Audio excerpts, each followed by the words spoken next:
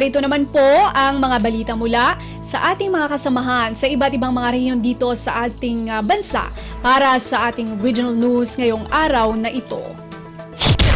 Balita mula sa lalawigan sa bawat rehiyon ng ating bayan.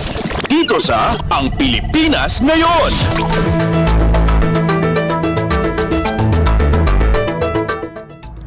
Mga programa para sa kapakanan ng mga bata pinatututukan ni Governor Bonifacio Lackuasan Jr. sa mga tanggapan ng pamahalaan dahil sa mga kaso ng pang-aabuso sa mga bata. Si Donna Cawisbalio mula RP Bontoc sa balita. Binagaan ni Mountain Province Governor Bonifacio Lackuasan Jr. dagiti maseknan nga ahensya ti gobyerno at tutukan ti implementasyon dagiti programa ken addang para iti pagsayatan dagiti ubing gapo ka dagiti kaso ti panag-abuso. Iti State of the Children Address wanusoka na idi Miyerkules November 29 nga inbasa ni Vice Governor Francis Tauli adalata dagiti kaso ti panag-abuso ka dagiti ubing ditoy probinsya kas iti child labor, rape, abortion ken bullying. Iti report ti Dole Mountain Province at that 397 na kaso ti child labor. Iti report mat ti DepEd Division Office sa nga pulo ket talo ti bullying tinailista kadagiti eskwelahan ita nga school year. Nailista mat ti Provincial Health Office ti 160 a kaso ti abortion. Iti report mat ti PNP sa nga pulo tinailista da a kaso ti rape iti lasod ti maysa tawan. Nalaksid dito iti duwa kaso ti acts of lasciviousness kan maysa nga attempted rape. Inaig ditoy, nagyaman ni Governor Lackuasan kadagiti daddo maahensya nga gipat patungpal kadagiti programa amang tultulong kadagiti pamilya ken biktima ti panag-abuso. Nalpos na di si R.A. Bontoc, Donna Cawisbalio para sa Radyo Pilipinas World Service. Balita mula sa lalawigan sa bawat rehiyon ng ating bayan. Dito sa Ang Pilipinas Ngayon. Maraming salamat, Donna Cawisbalio. Dalawang proyekto mula sa Department of Agrarian Reform, Kalinga na ibahagi sa isang barangay sa Tabuk City. Ang detalye mula kay Amelia Bumatnong ng RP Tabuk. Opisyala na ito, iti dua proyekto manipot iti Department of Agrarian Reform Kalinga, kadagiti Presidente iti Barangay Balawag, Tabuk City, itataabunan. Dahito itinaamuan kini Judith Lungid, Information Officer iti DAR Kalinga. Sigun kini Lungid, dahito yung proyekto kat iso iti Sustainable Livelihood Project uno SLSP ken Community Managed Potable Water Sanitation and Hygiene uno CP Wash Project. Iti SLSP kat may sa programa iti DAR tapno matulungan dagiti agrarian reform beneficiaries ang mapasaya at ken mamaintenar iti agricultural productivity da. Kas iti Pekindak Project amang beneficiar kadagiti ARBs iti Barangay Balawag. Iti met CP Wash kat mang suporta iti Pekindaks babaon iti nadalos adanum. Mapanmet kadagiti fish pond ken garden iti excess na adanum. Kabayatan na isayang katmat lang iti panagpirma iti deeds of donation iti dua proyekto ken inyipkas dagiti beneficiaryo ken BLGU iti panagyamanda iti ahensya. Manipod DZRK Tabuk, Amelia Bumatnong para iti Radyo Pilipinas World Service. Balita mula sa lalawigan sa bawat rehiyon ng ating bayan. Dito sa Ang Pilipinas Ngayon.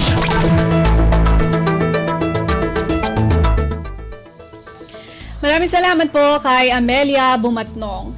Fogging operations isinagawa sa isang barangay sa bayan ng Bayambang, Pangasinan, kasunod sa naitalang kaso ng dengue sa lugar. Magbabalita si Sara Kayabyab ng RP Dagupan. Tampolyanan gawa na fogging operation so sari walad Rural Health Unit ya bali ya Bayambang luyag na Pangasinan kasumpalan niya awalaan na kasoy dengue jad barangay sa Pangadapitlan Balay. Inpakabat met ed sari residente ed lugar so nagpagagawa enda pinaiwasan so abitlan sakit jad ginawa dan information education campaign. Inpaliwawa ed sari residente so importansya kalinisan jad kaliber-liber pian ang kaposo na panayaman na sari aguyat ya manaawit na sa dengue virus. Yaekalin so sari akapondon danom at saray prorera, timba, drum, alulod ya abong san arumniran gamit. Ginawa sa fogging operation at lugar ya awalaan na kaso yan dengue. Inpaliwawa na say RHU na say fogging operation at uusaran labat pian na itaboy so sarayan aguyot mangbalat aga ira talaga napapatoy. Kanyan mas napag so kalinisan jad loob tan labas na panaayaman pian na andi so sarayan insekto sa naiwasan so pansakit. Manlalapod Dagupan City. Siya si Sara Kayabyab para Radyo Pilipinas World Service. Balita mula sa lalawigan sa bawat rehiyon ng ating bayan. Dito sa Ang Pilipinas Ngayon.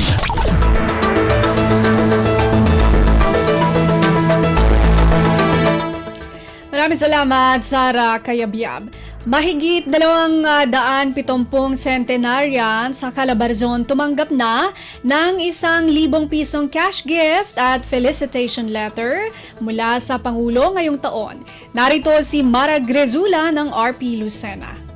Tumanggap na ng 100,000 pisong cash gift at felicitation letter na nilagdaan ni Pangulong Ferdinand R. Marcos Jr. ang mahigit 270 centenarian sa buong Calabarzon ngayong taon. Ayon sa pabatid ng DSWD-4A, kabilang sa mga nabigyan ng cash gift sina Lola Rita Bautista Arisgado, 103 years old, mula sa San Francisco, Quezon, at Lola Salud Sadili Lagrima, 100 years old, mula sa San Juan, Batangas. Samantala, ang cash gift at felicitation letter ng natitirang 35 centenarians ay inaasahang maibibigay bago matapos ang taon. Sa ilalim ng RA 10868 o ang Centenarians Act of 2016, lahat ng Pilipinong makaabot sa edad na 100 taon ay entitled sa 100,000 pesos na cash gift mula sa pamahalaan sa pamamagitan ng DSWD at isang felicitation letter mula sa Pangulo ng Bansa. Bago maibigay ang nasabing grants, kailangang tumalima sa lahat ng documentary requirements ang mga sentenaryo kung saan kabilang ang birth certificate at senior citizen ID. Mula sa RP Lucena, ito si Mara Grisula para sa Radyo Pilipinas World Service. Balita mula sa lalawigan sa bawat rehiyon ng ating bayan. Dito sa Ang Pilipinas Ngayon. Maraming salamat, Mara Grezula. Ekonomiya sa lungsod ng Iligan tumaas ng 7.6% sa taong 2022. Mula RP Iligan, mag-uulat si Sharif Timhar Habib Majid.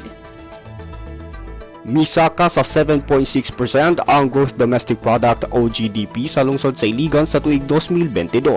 Kinihuman nakatala og 6.1% ka Gross Domestic Product sa miaging tuig. Gipaambit kini ni City Planning and Development Coordinator Venerando Bordios ni adtong Nobyembre 29 ato sa Dissemination Forum nga gipanguluhan sa Philippine Statistics Authority o PSA kalabot sa 2022 Provincial Product Accounts sa Lanao del Norte ug Iligan City sa Frosty Bites Garden Hall tubod dakbayan sa Iligan. Sa pagiginabi sa Radyo Pilipinas Iligan kay City Planning and Development Coordinator Venerando Bordios, niingon siya nga ilang pausbawon ang paglambo sa ekonomiya sa dakbayan sa Iligan, human kinigi ilang nga pinakataas nga gross domestic product sa regional average. Dugang ni Bordios nga gusto niya nga magtinabangay ang mga Iliganon sa pagsuporta sa mga development program sa dakbayana. Gawas ni ini ikaduha ang dakbayan sa Iligan sa highest nga per capita gross domestic product, sunod sa dakbayan sa Cagayan de Oro gikan sa ekonomiya sa rehiyon G's. Gikan sa Radyo Pilipinas Iligan, kini si Sharif Timhar alang sa Radyo Pilipinas World Service. Balita mula sa lalawigan sa bawat rehiyon ng ating bayan. Dito sa Ang Pilipinas Ngayon. Maraming salamat kay Sharif Timhar Habib Majid. PhilHealth tandag nakapagtala ng pinakamataas na coverage rate sa Caraga Region. Magbabalita si Nerissa Espinosa ng RP Tandag. Gitaho sa PhilHealth Local Health Insurance Office or LHIO Tandag City nga ang probinsya sa Surigao del Sur ang adunay pinakataas nga coverage rate sa tibuok Caraga Region. Kini ang gipamahayag ni Robert Valencia OIC sa Mangbuhatan ato sa gipahigayon nga media forum kagahapong adlaw Nobyembre 30. Sumala pa ni Valencia nga sa 1st District sa Surigao del Sur adunay 92% nga coverage rate, samtang sa 2nd District 100% na ang ilang coverage rate, kundiin sa kinatibukan anaan na sa 96% kini ug mao'y nanguna sa tibuok rehiyon. Dugang pa ni Valencia nga mas gipaligon pa usab nila ang kampanya sa membership ingon man ang pag-impusar sa mga circular sa ilang buhatan aron masiguro ang maayong serbisyo nila diha sa ilang mga miyembro. Atol sa mga media forum gipresentar usab ni Valencia ang mga bagong programa sa PhilHealth karon. Gikan diri sa Radyo Pilipinas Tandag, kini si Nerissa Espinosa alang sa Radyo Pilipinas World Service. Balita mula sa lalawigan sa bawat rehiyon ng ating bayan. Dito sa Ang Pilipinas Ngayon. Maraming salamat, Nerissa Espinosa. Mafar Fisheries sa Sulu patuloy ang serbisyo para sa mga seaweed farmer sa lalawigan. Ang ulat mula kay Eloisa Mohamad ng RP Holo. Duang gatos sets and seaweeds farming inputs guaday ha Ministry of Agriculture, Fisheries and Agrarian Reform ato Mafar Sulu Bawaas and Fisheries Division impia mahagi kahapon na duang gatos mag-uuma akal-akal halupa sug. Lamod dunay ni mga mag-uuma dagat denga parang Umar, Kalinggalan Kaluwang, Indanan, Pandani, Maimbung, Pangutaran, Ibanhanchi, Panglimatahil. Agi Fardia Abduhasad na Kuras and Fisheries Division malagwing pagbiddaan sing kaagyo nila pagtukbal sa mga tatabangan bihaon. Hain kantaan tuod nila intiap-tiap tal bilang sintumpukan maksud matanto sumamboy pag-usaha sin pakaniya. Hakanap bay tapahiyab to hasag amutuod iurusin ubis kadiran panyap in mga sila di magpapakay chemical fertilizer maksud maabi-abiin mga sila nag-usal hihundong na yung pagpakay ni amun makajay makangi sinahambog iwan dayaw sin akal-akal guwa deng habinay bayan. Deng ha RP Hulo, Eloisa Muhammad para Radyo Pilipinas World Service. Balita mula sa lalawigan sa bawat rehiyon ng ating bayan. Dito sa Ang Pilipinas Ngayon. Maraming salamat, Eloisa Mohamad. Vice Commander ng Philippine Navy nangako ng todo suporta sa Westmincom sa kampanya nito laban sa terorismo at sa iligal na mga aktibidad. Si Leslie Cubol ng RP Zamboanga sa Balita.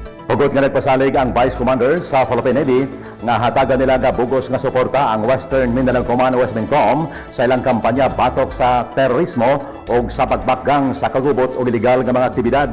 Mao kini ang giliwatang pamahayag ni Rear Admiral Cesar Bernard Valencia, Vice Commander sa Philippine Navy, atol sa iyang pagbisita sa Westmincom kagahapon. Sa mong higayon, nakigtagbo siya kang Lieutenant General William Gonzales, Commander sa Westmincom, sa Laong Laan Hall sa Maong Command. Maigiskutan sa duha ka mga opisyal ang kabahin sa Naval Capability Enhancements and Protection of the Maritime Domain o ang pagpaligon sa security operations sa Southern Frontiers o sa habagatang utlanan sa Pilipinas. Gipasalig ni Rear Admiral Valencia nga dili mo pidok ang ilang suporta sa Westmincom diya sa ilang pagsanta sa terorismo o sa iligal nga mga aktibidad sa kadagatan. Nagpasalamat usab si Lieutenant General Gonzales kang Rear Admiral Valencia gumikan sa paghatag ni higayon sa pagduaw sa iyang buhatan o sa paghatag og tinuray nga suporta sa Westmincom. Gikan diri sa Radyo Pilipinas Zamboanga, kini si Leslie Cubol para sa Radyo Pilipinas World Service. Balita mula sa lalawigan sa bawat rehiyon ng ating bayan. Dito sa Ang Pilipinas Ngayon. Maraming salamat kay Leslie Cubol. Narinig po ninyo ang kabuuan ng mga balita mula po sa iba't ibang lalawigan dito sa Pilipinas sa pamamagitan po ng ating regional news.